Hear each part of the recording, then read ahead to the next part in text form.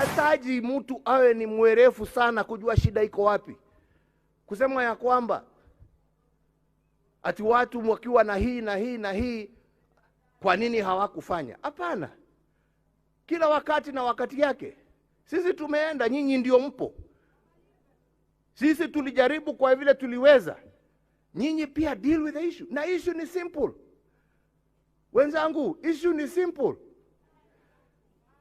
Watu wanapiga kelele kwa sababu wanasema, jameni, mimi ni mtu ambaye mshahara wangu kwa mwezi ni shilingi 20,000.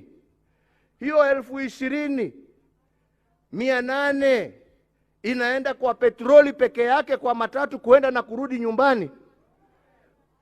12,000 inaenda kwa nyumba ambaye nimekodesha.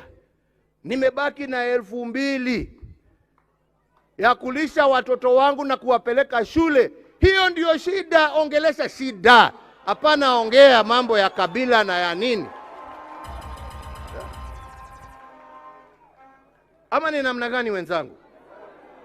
Na kama unataka tusaidiane kutatua hiyo shida, semeni tutatue hiyo. Lakini kwenda kuweka shida ati uweke ati ni kwa sababu ya huyu, ni kwa sababu ya huyu. Na jameni, hakuna mtu ambaye haoni shida iko wapi. Si tuiweke kwa meza tuitatue.